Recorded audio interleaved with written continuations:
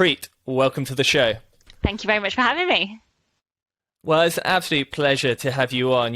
Since you got back from this incredible trip, you've been up and down the country giving speeches to the sort of length and breadth of the UK.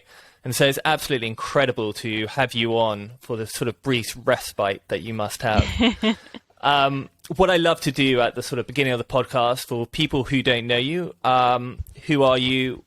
What do you do, and how did you get into this sort of life of adventures? Yeah, of course. So my name is Preet Chandi, and I'm a physiotherapist in the British Army. And how did I get into a life adventure? Oh, wow, good question. For me, I think the more we do, the more we realise we're capable of. And I realised that at probably around my 20s that I liked distance running, and I started to do a little bit more and a little bit more. And for a while, I knew I wanted to do something big. I just didn't know what it was. I don't think I'm the strongest or the quickest, but I do like to keep going. So I thought it's going to be something long. And it was my old boss that we were brainstorming and I mentioned that I wanted to do something big. And he said, "What about Antarctica?" And I thought, not a chance. I don't know anything about Antarctica at all. I have never been in those kind of conditions. And then the idea came back to me. And, I thought, why not? How amazing would it be to go and do something that I don't know anything about, and to show actually we can come from any sort of background, and it's okay that I didn't grow up reading about polar explorers. So that's how I kind of got into this, which I love that I didn't really know anything about it. And I started on Google, as you do. So that was my starting into this.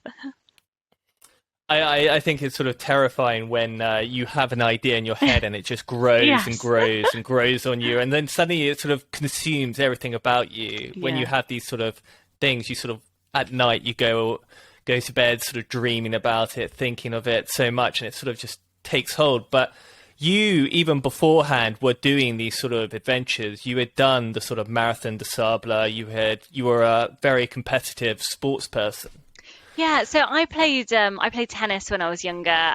So I started when I was 10, and started playing, I think, competitively quite quickly. I moved away from home when I was 14, and then lived in like a tennis house with a guardian for a short time, and then 16 to Czech Republic.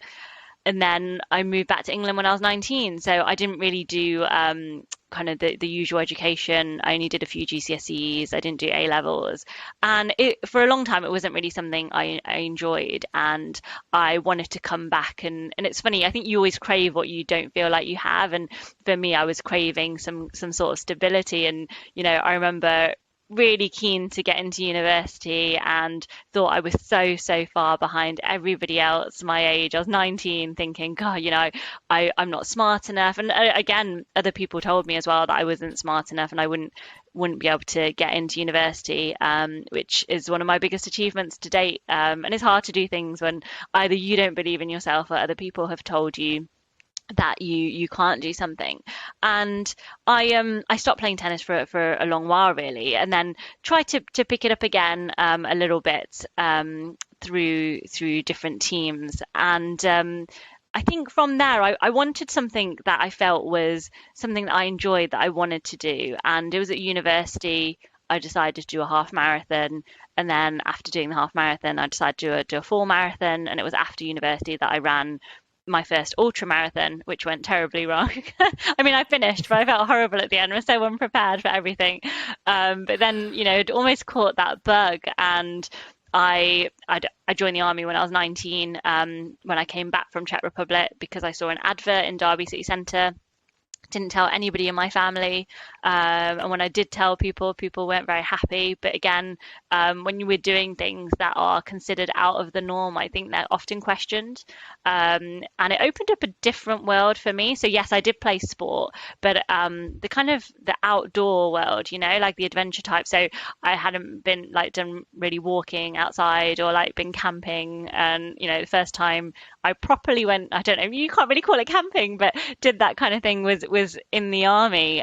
So that opened up different doors. And I found the more that I was doing within the army, the more I started doing in my civilian side as well. And after that ultra marathon, then I remember reading about Marathon des Sables, so this kind of ultra marathon in the Sahara Desert, in a book that I got for Secret Santa, and the title was something along the lines of the world's toughest challenges. And when I first read about it, I was like, whoa, that sounds like insane, amazing, and all those things.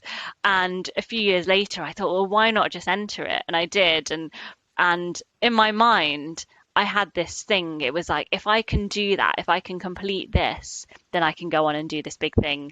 That's Antarctica. And yes, they're in completely different climates, but it's another barrier, isn't it? It's this big thing that I read about years ago, and they're all achievable. And I'm not going to say they're easy. Like it was hard to get to Antarctica. It really was. But they are achievable. I think it's we had Jamie Ramsey who on the podcast on episode 4, and he sort of described it as blowing up a balloon. You sort of blow up the balloon, and it sort of gets to this stage, and you're like, oh, okay, and then you blow a bit more, and gradually it gets bigger and bigger, and sort of what you're capable of, it just sort of grows and grows and grows. Yeah, 100%. And so with the Antarctica, was that before? Did the idea sort of come to you before you started doing these sort of challenges of Marathon des Sables, or was it like Marathon des Sables, all right, what's next? No, I had Antarctica as a really vague idea at the back of my head, but I had to do Marathon des Sables before I would start preparing or looking into it, and that was just in my head. If I can do this, I can do MDS, then I can, and then that's it. I can start preparing or planning or finding out what I even do, to the point I was like, do you run? Do you ski? So, how do I go there, and what do I do there? So yes, I had it as an idea before, and then I was supposed to be like super prepared for going to Sahara Desert, but I entered, and then I ended up going on a tour to South Sudan with the army. So I spent 6 months there. And then I had some leave when I came back. So I decided to go traveling around South America, just like kind of sprain my ankle, nothing too big, but on one of the kind of walks there. And then came back to England with about a week to pack to get my kit ready for this race and buy all my food and stuff. So I was definitely not prepared, not as prepared as I should have and could have been. But, it was great. And I was there on my own, but you're not alone in these events. There are so many other people there with you. I shared a tent with some amazing people who I'm still in touch with to this day. So, yeah, really, it was a really great event.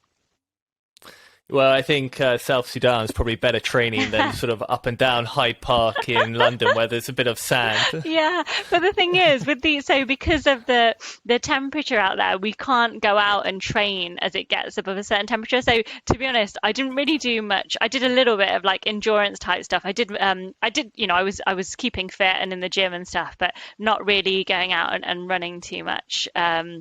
Apart from one event that I decided to organise, which probably part of my training, but I said to everyone, let's do an endurance event, for charity while we're out here. And we did it overnight because, we were able to do it then. And I decided to do 12 hours on one camp that we had. So I did the whole 12 and others would come and join me for like an hour overnight.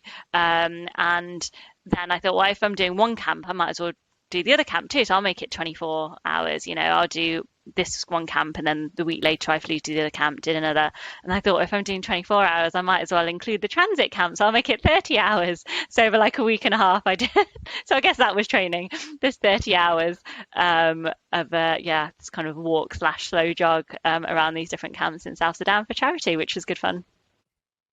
Wow, so you got back, and so this idea of Antarctica grew on you as you sort of stepped up on these sort of challenges, but you had no sort of experience in the cold. And so the probable training through that sort of towards Norway and Greenland. Yeah. And that's sort of what you did. So in terms of from the idea to getting out there, what was the sort of planning and execution to achieve? So because getting out there is probably almost the hardest part. Yeah, it was. So so looking online, I found Antarctic logistics and expeditions quite soon, and filled out this kind of this questionnaire, and and then they contacted me and gave me kind of a list of things that I needed to do. Had I been camping on snow? Had I done these trips? They suggested doing like a polar training course, and I did a course in February 2019. Hannah McKean's polar expedition training. So, perfect course to do. And that was a great course, and it gave me a really good baseline, which is what I wanted. I realized as well when I went there that I wasn't starting, as a complete beginner like I thought I was. So I realized that, okay, I might have not put up a tent in the snow before, but I have put up a tent. I did know how to work as a team, in the like a team we were in. I knew how to use a compass and navigate. Do you know what I mean? I realized that actually there were these crossover skills that I had that were helping me in this training course, and that gave me such a good baseline to then move forward. And it wasn't very long after getting back from there that it was then COVID. So then I'm in a medical regiment in the army, so we were on kind of notice to move. And to get to Greenland, that was my toughest training trip by far. So it just opened up for that we could travel again around August time. Oh, I said 2019 for the last one, but I think it might have been trying to figure out what year I'm in now. I went in August to Greenland, and they'd cancelled all the expeditions that year, and I was desperate to go because I knew I wanted to get to Antarctica, and yeah, I knew I wanted to get to Antarctica, and I emailed all the companies and asked if they could find me a guide, and one of the companies did find me a guide. So like the week before, I was like running around the UK borrowing equipment from everybody I could. I couldn't afford the trip all in one go, so I paid instead of buying the house or that I was supposed to. I used my house savings and life savings to go to Greenland, and it still wasn't enough. So we then agreed that I'd pay it off in 7 month installments, and we got out to Greenland and then quarantine. It was like 3 flights, a helicopter and a boat to get us to our start point. We had some pretty tough weather out there, kind of every 3 days after we got over the crevasse fields. It was like a storm hit. So we were having to kind of like, kind of stay in the tent in those days. And then the last 5-6 days, we got stuck in a storm and had to stay in the tent. Anyway, we weren't going to make the full crossing, and had to be extracted off the ice. So there was this trip, and I remember there were some low moments there for me. I was in this tent on this trip, having used everything I had, and I hadn't reached the other side, which I kind of expected I would have done. And then we had to be extracted off the ice, and I remember them asking me on the satellite phone how I was going to pay, and that's probably one of the most stressful situations or conversations I've had to have, because I didn't know. I literally, I'd used everything, and eventually the company that found me the guide, they paid, and I couldn't afford to pay them back for a year and a half, or just under a year and a half. I paid them off just before I went to Antarctica.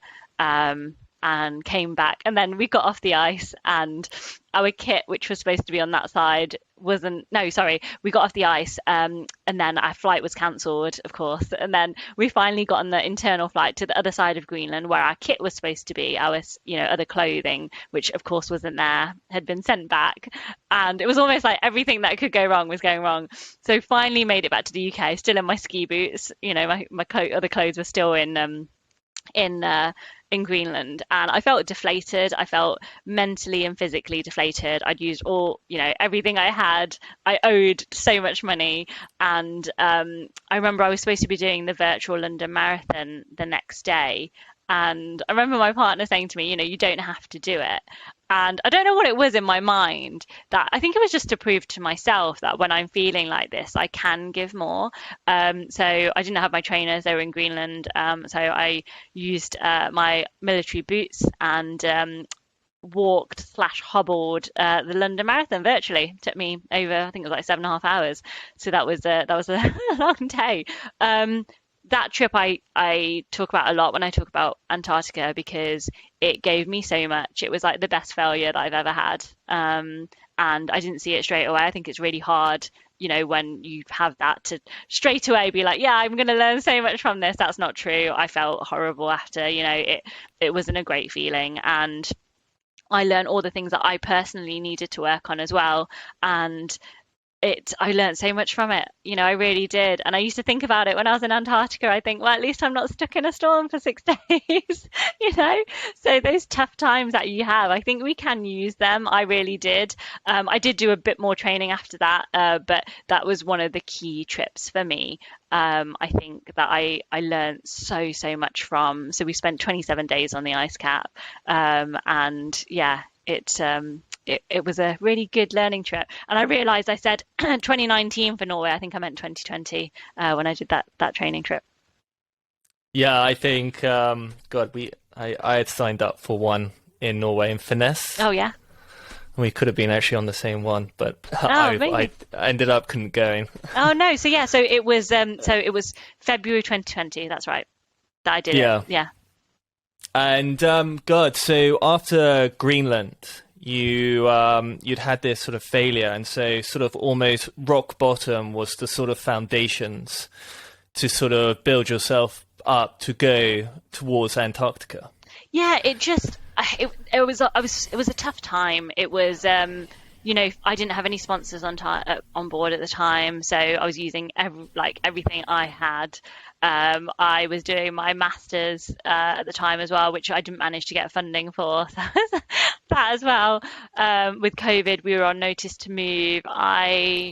No, I didn't start vaccinating until the year after being one of the vaccinators. But it was a tough time, I found personally. And I was emailing 10, 15 companies a night, and I wasn't getting much back. And obviously it was COVID as well. So when they did respond, it was, sorry, we've got this huge pandemic going on. So there were so many other things going on that made it tough. And in the background, I was really determined. I just wanted to keep going. And in those tough moments and times, I just took it one thing at a time. So, okay, at least I had gone to Greenland. It took me a while to realize like what I'd learned from it, and what I could use moving forward. And I realize now, looking back, like I'm really glad it wasn't just a smooth crossing with good weather. Would I have learnt the things I learnt from it? Probably not. And it's hard to see that, it is, and I think definitely at the time. But I'm glad it went the way it did. I don't look back now and think, I mean, it was a difficult trip, but I look back at it, I'm like, well, it was difficult, but I also did it. And I think a lot of us have, some tough times, tough moments, and we don't give ourselves enough credit for getting through those times as well. And I think we should, we literally have got through that time. Whereas a lot of the time, I think we can be quite mean to ourselves. I certainly can. And then I think, well, I'd never talk to my friend. I'd never talk to my friend that way. So why do I talk to myself this way? And so what was the sort of turning point? Because it sort of sounds like the time between Greenland and Antarctica was pretty tough, because to get out there, you need big sponsors. Yeah. You were sending 15 odd a night, getting nothing back. Yeah. What was the sort of turning point which went from this is never going to happen to, oh, this is happening? So my first sponsor came on board 10, 11 months before I left, and it's so great to see the emails come through, because I went through the inquiry page on their website, and when they responded, it obviously gone forward to the people, and then I did the pitch. So I did the pitch in December, and then they kind of came on board like Jan, Feb time before. And I found when I got that first sponsor, well, one, it gave me confidence. Like, I literally have a company backing me. And then I got more sponsors on board. I feel like having that first sponsor, really helped. I started, I think it gave me a bit more life as well to like push a bit more. Okay, like be a bit smarter about where I'm going. I started using LinkedIn quite a lot, to be honest, and started messaging like anybody I could on LinkedIn, and got some more sponsors on board. And I mean, to be honest, without those sponsors, I wouldn't have been able to go to Antarctica. I couldn't, I used everything I had already. so I wouldn't have been able to do it without them. So it's so great to like have them on board. And it's great to have people that support you before you've gone and done the thing, because that's when it's hard, right? That's when people are taking the risk. Whereas when I've come back, it's there's so many people who are like, yeah, we were supportive all along, and that's not really the reality. When I had this idea,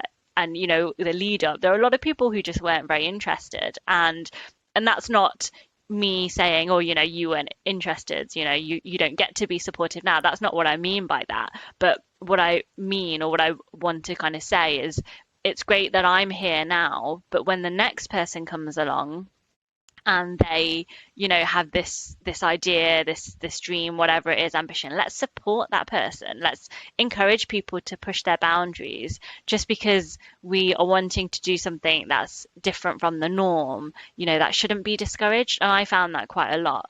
A lot of the time people would say to me, why can't you just be normal, Preet? Almost like a bit of a joke, but because I'm doing all these things that weren't there normal. It's not the expected thing. Why can't I just do the expected thing? And I want pushing our boundaries to be the normal thing, because we create our own normal, right? And that could be whatever we want it to be. I think you learn a lot more about oneself and the world by doing that. Yeah. Getting out there, discovering whether it's about yourself, about how far you can push yourself. Exactly.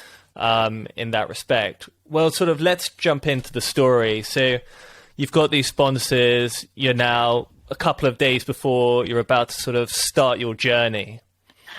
What are the sort of feelings going through your head as you are flying to probably Chile? Yes, Is that right? So flying to Chile, almost I felt a bit more relaxed then. The few days before I was flying to Chile, it's quite stressful, I found, or that few weeks. But then I'm on the plane, I'm on the way there. Which is great. And I'm flying to Chile. I had a stop in Amsterdam for kind of 45 minutes. But I got there in plenty of time to walk to the next gate. And I've got my black rucksack, which has got all my satellite comms equipment in, my laptop, and I go to get something out of my bag and realise I picked up the wrong rucksack. And I honestly, it's the sudden panic that hit me. So then I suddenly start running back to the gate that I think I came out of, because nobody ever, remembers the gate that they came from. And I think I was running probably like 3-4 minutes. And then somebody shouted, and it was the kind of air crew on the other side with somebody who'd picked my bag up, and oh my God, thank God they'd noticed. And then we swapped bags, and he went to get his transit flight somewhere else, and then I went there to get mine. And I'm just like, oh, I remember messaging to my family, and they were just like, only you, Preet. And I was like, I know. I was like, only me. So after that, I was just, holding on to my bag like super tightly, and went to Santiago, had a COVID test, stayed there the night, and then flew to Punta Arenas, and then it was prep phase pretty much. I'd given myself more than enough time to do that phase, because I was worried that I'd get stuck with COVID, and then I prepped everything. I prepped all of my food. I took all of the food out of its original packaging. I chopped everything down into small pieces. I wrote messages on every single food bag, because I wanted this to be about more than me. I was bringing all these people with me. I hadn't met them, but there were people that had written on LinkedIn or Facebook or social media, and I wrote their names on the messages as well. So I had that with me kind of every day, and then flew to Antarctica, to Union Glacier. And to be honest, getting there, it's amazing, right, to be in Antarctica, but I was very much focused on getting started. So getting to Antarctica was a huge achievement for me. I actually made it there to go and do this expedition, and there weren't many of us doing solo expeditions. It was tough to get there, it really was. And I remember when I stayed in Union Glacier for about 2 days before I flew to my start point at Hercules Inlet, and that's the moment I was kind of on my own, and watched a twin otter fly away, and that's me. And I was ready to go. I was excited to kind of get going. This is something, like I said, 2.5 years of planning to get started, and that was mine. I took 48 days of food and fuel. For me, it was about doing the trip well. I thought it would take between 45 and 47 days. So I took a little bit extra. Obviously, I managed to do it a little bit quicker than that. But I don't think I really thought to myself, oh, I would do it in 40 days. For me, I just thought, okay, good, I'm ahead of time. So if I have some really bad days, it's okay because I'm ahead of time. Do you know what I mean? So I just kept thinking, just stay where you are, just stay ahead of time. So that was nice that I didn't ever have the pressure that I was running out of food and fuel, which was really nice. I mean, I did have 8 days of extra food and fuel, which I thought, oh, I wonder if it would have felt a lot lighter without that. But, I don't regret taking that. I'm glad I took that much So, food. so at the start, what was sort of the one of the problems that you faced At the start as of the, yeah. as you're sort of pushing the sledge along? Yeah. What was sort of one of the problems that you faced at the start?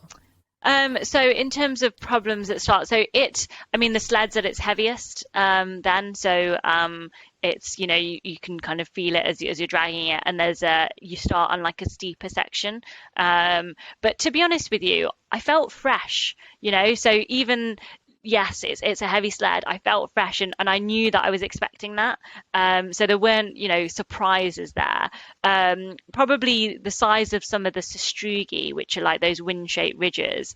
Some of them, they were huge, but that was a little bit later in the trip. And there were the sections were mixed. So some sections it felt like, it was really dragging hard behind me, and there were a few sections that it was a bit icier. I probably fell over more times than I thought I would. And I did think to myself, I thought, I wonder if there's like a a Guinness World Record for this amount of times you fall over on a trip like this. But I fell more than I thought I would. No serious injuries, thankfully. But yeah, I kind of went into it nicely. It older the further I went on, so I found that it became tougher probably after I passed the halfway point. Personally, for me, those ridges got bigger. I was more tired. It was getting colder, and that's when I feel like it got more difficult personally. Is what was I going to say? Is when you're sort of pushing your sledge, for people who don't know what Antarctica is Yes. like, what is the sort of feelings around you? What are you sort of experiencing? Yeah, so you're in, I mean, it's, this white desert, Antarctica, and it's absolutely stunning, but you don't feel like you're skiing towards anything. So you do a 360 and you can't see, anything that you're going towards. And even though I know I'm going towards the South Pole, I can't see the South Pole, which that was kind of mentally difficult. And it's not really smooth. There's all these kind of ridges in places. Some aren't so big, some are really big, and they're basically shaped by the wind out there. There were 1 or 2 days where it was calm, and it was just unbelievable. It was amazing, like no wind at all. And I take my hood down, I'd be like, wow, it's just, and there's 24-hour daylight, so night and day looks exactly the same. There's absolutely no change whatsoever. Mainly it was windy though, so generally I could just hear wind a lot of the time, and it was always headwind, no matter how much I prayed for it to to be coming behind me. And one of the messages inside my tent said, remember to enjoy it, which was really important because, you think, of course you're going to enjoy it. You're in this incredible place. But when it was getting tough, it was really hard to remind myself that, actually I'm in Antarctica. This is incredible. And getting to this point is amazing. When the sun was out, it was really lovely. Even though it was windy, I could kind of use the sun to navigate as well, which helped, and kind of see my shadow, which it's a small thing, but it's a visual thing. Whereas just because it was 24-hour daylight, the sun wasn't always out, so sometimes it would be cloudy. And sometimes it would be a whiteout, which somebody else had said that a whiteout is like traveling in a marshmallow, which I think is a good way to look at it, and you just can't see anything at all in front of you. It's just, it's like this deep, thick fog. Like, and that was quite hard because, you can't see anything now. And I'd just be staring down at my compass and sometimes get a little bit motion sickness because I was just staring down. And I'd try and concentrate on different things. So like, either looking at my skis. I had audiobooks to help me as well. And I try and be, well, you really are invested in the audiobooks you're listening to. So it's important to pick good ones. And yeah, it's this huge white desert, and you feel like you are, well, I felt, that there wasn't anybody for miles and miles from me, and at points that was the case, but even as I've still been dropped off, just especially when you could see when the sun was out and you could see quite far and just see nobody else, no sign of anybody else. It's pretty incredible to think that. Like I can't think of any other time where I felt like I'm completely physically alone. Was there a moment where it sort of all nearly fell apart on the trip? You had 40 days. Were there moments where you questioned yourself or questioned something happened? I did question myself, but I don't think there was ever a point where I thought I'm not going to do this. And I think there was in the training, but it took me 2.5 years to get to that start line. There was absolutely no chance I was giving up in that time. This was like the last leg of the journey. It's like not going over that final hill, to the finish line. So there was nothing that was going to stop this part. But there were some tough moments for sure. As it was getting colder, and I think I was losing weight as well and feeling more tired as I went forward. And those sastrugi I mentioned, so those ridges in some sections, they were huge, and I remember looking in some parts thinking I don't even know how I'm going to navigate around these, and I did fall in a few. Luckily I didn't hurt myself, so even though I went in, my sled didn't follow me, which is good. Occasionally it came down slightly and I'd have to like pull it out with my arms, but that could be quite frustrating. And I remember just at one point screaming out, and I couldn't even hear my scream because I just heard like the wind, it was like lost in the wind. And it was pretty difficult at points like that, and I just had to break it down and focus on taking literally one foot in front of the other, and really not much past that, because I couldn't focus on anything more than that. It was too difficult. I was getting frustrated, and that wasn't really helping me. And so towards the end, as you're getting closer to the finishing line, what was the sort of feelings running through your head as you're pushing your sledge towards the South Pole? I just wanted to get there. I think when I got there, it was relief. I did actually get here. It's relief to see something. And even though I've got my GPS, my compass, I know that I'm getting closer. You can't see anything. So visually, to see something is really special. And to kind of to get close to that. But a few days out, I was excited to get finished. I was really craving a Coke. Can of Coke, so I was looking forward to that can of Coke, which I got when I got to the South Pole, which was really, really nice. And just I think it was, the weather, it was pretty cold, like really cold when I was there. And I mean, these are estimates because I didn't have anything with me, but I think around -50 with the wind chill, maybe a little bit colder on one or two of the days, but I was tired. I could feel myself slowing right down. So I think towards the end, the feeling was, almost there. Just keep going. Like, you are almost there. And because I had good weather the day that I came in, I could see the weather station about 5 miles out, which is just incredible, because I could see something. It still took me ages to get there, but I could see something. I was skiing towards this grey colour that I could see in the distance, and I had to check that it was really there. I was like, no, that's definitely something in the distance. So that was really exciting. People who get to the South Pole always talk about the sort of feelings of you've been in this white desert for 40 days, and then you get to the South Pole, which is sort of Yeah, like a yeah. building site? Is that Yeah, how I guess one would there's so describe it? much there. I don't know if I expected there to be like all this stuff there. There's like this huge Antarctic research center, there's a weather station, there's all these different like tents set up. So yeah, no, I guess for me, I just I remember it was like 3 in the morning or something, but obviously, it looks the same as the day, and I saw people. It was incredible.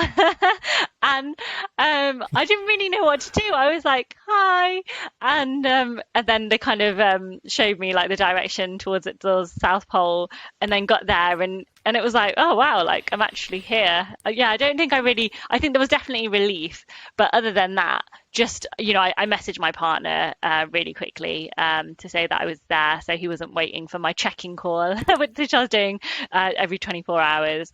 And yeah, it is. I guess it is a building site. There's so much there all of a sudden, which kind of like, oh, where's this all come from? And it was for me. I think I was like, oh my God, I as a Punjabi girl from Derby, I got to the South Pole, which I try and remind myself that because you know. It almost becomes the not like I've been there now. It's like, oh yeah, I've done that. It was it was an incredible feeling, but it's not unachievable or this like far away dream or anything like that. I got there. So I do need to remind myself of where I was a few years ago, at a point where I never ever thought I'd do something like this. It just never was in my ideas. I didn't know anything about it. It wasn't really my world. And was that sort of important to you? To sort of because after sort of finished and you came home, sort of worldwide press all over, your story was incredible, and coming back and sort of seeing all the press and all the coverage from it. How was the It sort of was, feelings with I think that? it was really amazing to see that some of the reactions to it, and there was some like really great reactions, some probably yeah, a little bit less than that, especially around kind of being a woman of color. Some of the comments, so a lot of the news outlets said. First woman of color to do a solo expedition in Antarctica, and it was great to see all the positive comments. And when I got back to Chile and I was no longer on airplane mode and I had Wi-Fi, I was going round down the comments, and a lot of the comments I saw on mainstream media were things like, why does it matter? Great story, but ruined by the fact that you mentioned the color of her skin, and we are all equal. Now, I think it took me a while to process these things, but to me, equality is not about ignoring our differences. So, I was called British and an army officer, but nobody picked up or had any issue with those differences at all. It was the color of my skin, or the fact that they'd use the term woman of color. And for somebody who hasn't always been proud of my background and the color of my skin, I was so proud to be there representing, to show that actually, no matter where we're from, what we look like, we can go and achieve anything.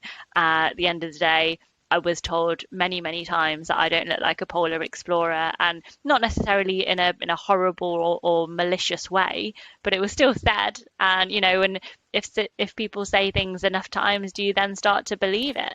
And I wanted to show that we can look like anything and go and do anything. And there's been young girls who've dressed as a polar explorer over the last few months and sent me those pictures. That is incredible.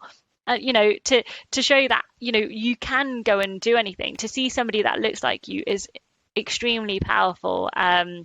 So getting that message out was really great. And I've been speaking to, I think I've spoken to 17,000 young people since I've been back.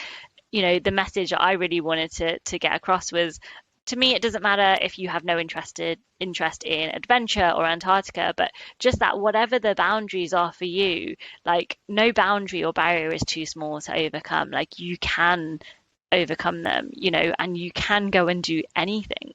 So, don't let anybody limit you. But also, if you do have great, a big ambition, great.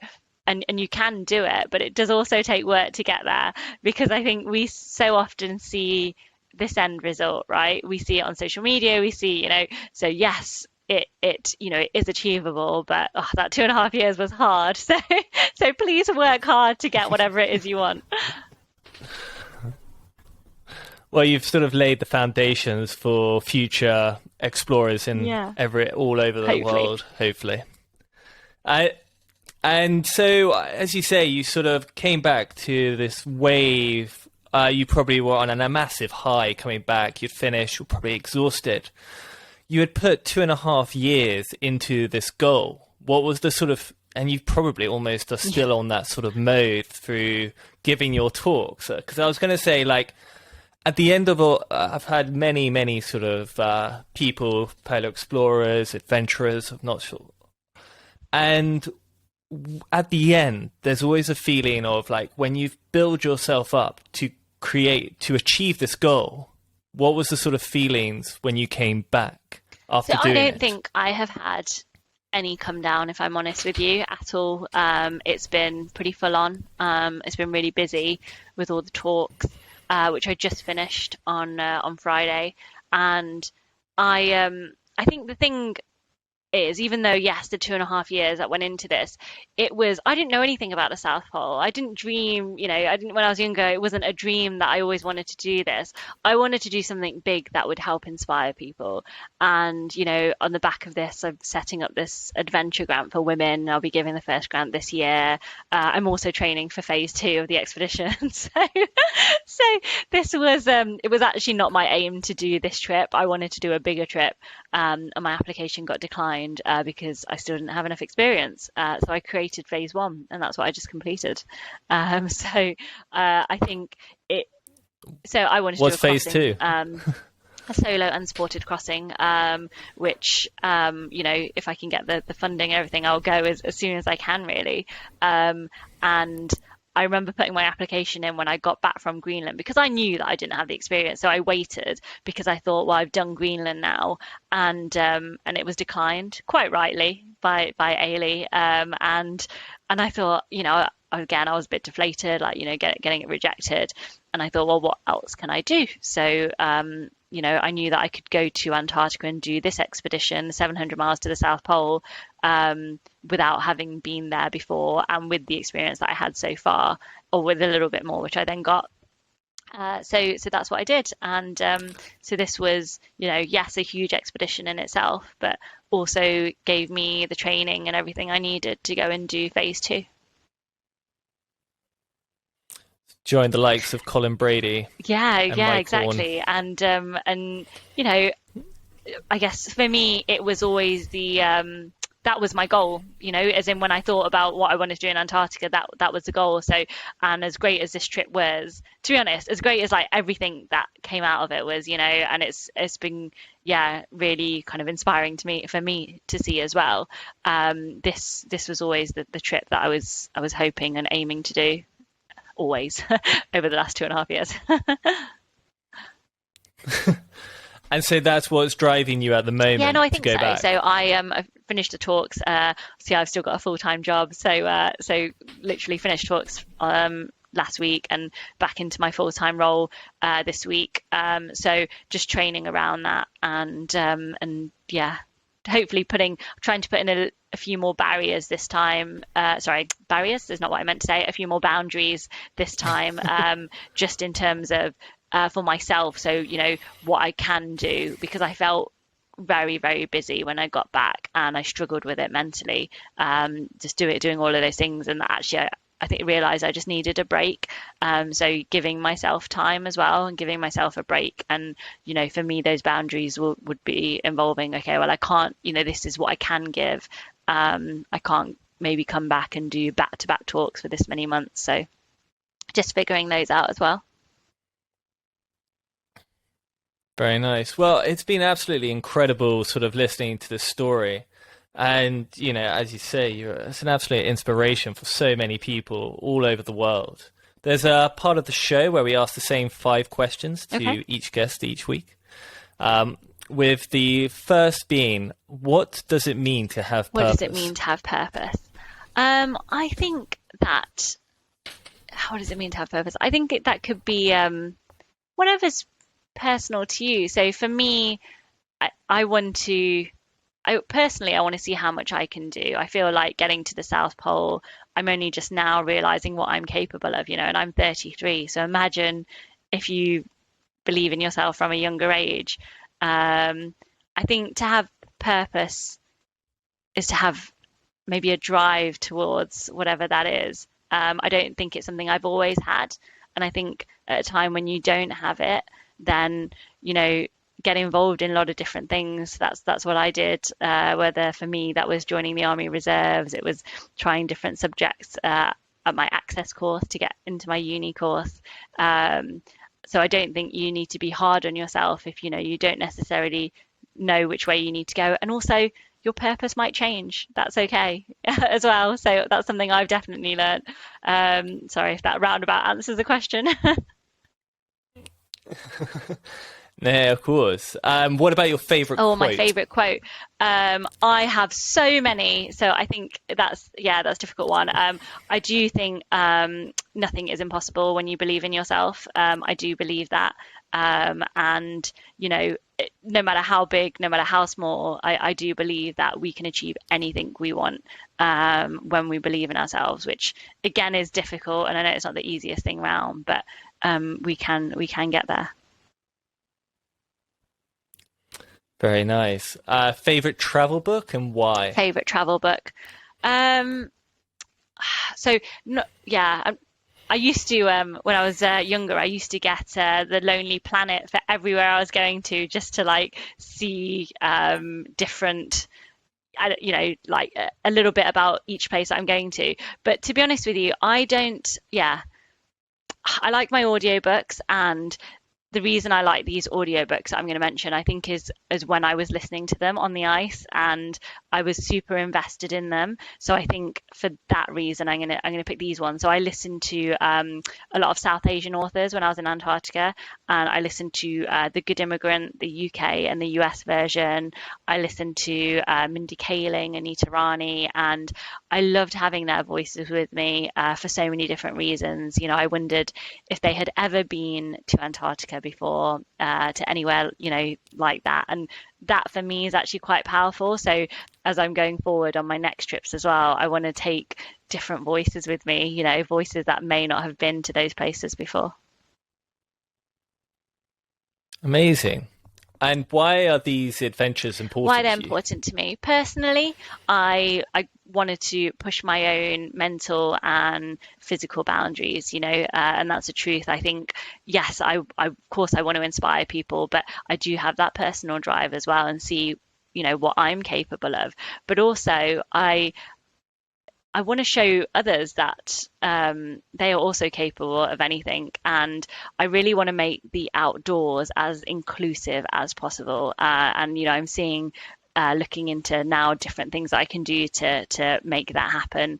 And that an adventure could be anything, an adventure for me is still camping in the garden with my niece, an adventure can be on any scale. And the outdoors for me and those adventures, it's a place without judgment, which I love. And I think it can be so good for your mental health. And I almost want people to, and it's not you have to do these adventures, but almost give people the kind of chance to realize that it is an option for them. This is the outdoors is for everybody, and I think a lot of people can gain something from it.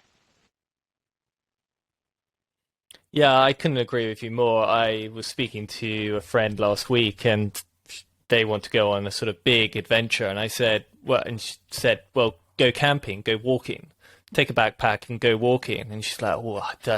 Camping?" I was like, just go home, Yeah. walk 10 miles, camp in a field, then pick yourself up in the morning, walk 10 miles that way, and go camp in a field, and then come back. It's 2 days where you're just Exactly. walking by yourself. You don't have to worry about things. And then by that, it sort of breaks down. The first time you do it, it's terrifying. Like wherever you are in the world, I think like my first time wild camping was in America, and I'd been told all these horror stories about America. And then when I did it, you slowly just sort of build. And now, if you said, "Oh, well, we're just going to go down there 20 miles and camp," I'd just be like, "Oh, cool." And then you get to a point and you're like, "Cool, this looks great. I'll just pitch a tent in the little woodlands or something."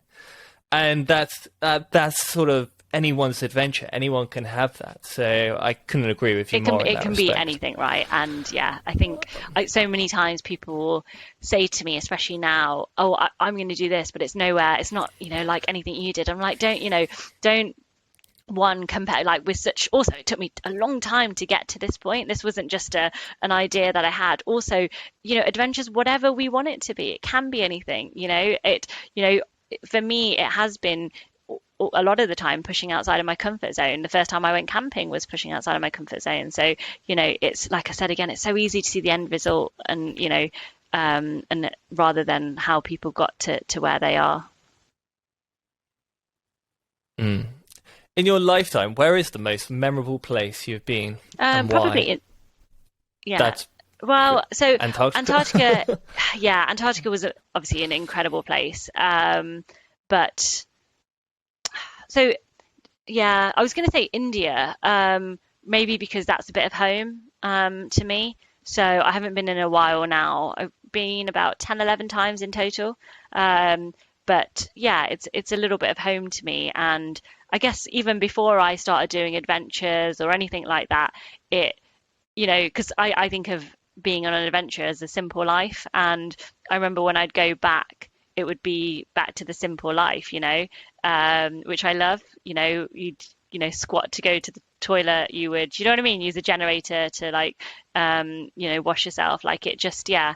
So I think probably India, if I'm honest with you, and somewhere that, I want to go back hopefully again soon and see people and also travel because India is huge and I've not kind of traveled much around. I think there's so many incredible places along the world, around the world. Obviously, Antarctica is an amazing place. I think just in terms of where kind of my heart is at, probably I'd say India as one of the top places. Yeah, I sometimes think, sort of wild camping or the most basic form of existence can be some of the Yeah, most enjoyable times. Just out on like a mountain camping with the most exactly. insane view or sunset. You sort of look back in Yeah, such happy yeah, memories. exactly. And And, no, go on. oh, sorry, go on. Well, I was going to say, you've got these big plans for the future. How can people follow Yeah, your of course. So story? everything's Polar Preet, which is something I came up with when I started planning this. So Polar Preet is on Instagram, Facebook, the website, which the website actually does say I'm still in Antarctica, so I need to change the homepage because I am not. But everything's on there, and I post as much as I can really, and hopefully try and be as honest as I can about my experiences and how I'm feeling. Which isn't always great, but then I think to myself that if you're feeling a certain way, actually it's good to be honest about it because there's a lot of people that are probably feeling the same way you are and can relate to that. And I want to be as honest and real as possible because to show that I wasn't always here and we all have these feelings.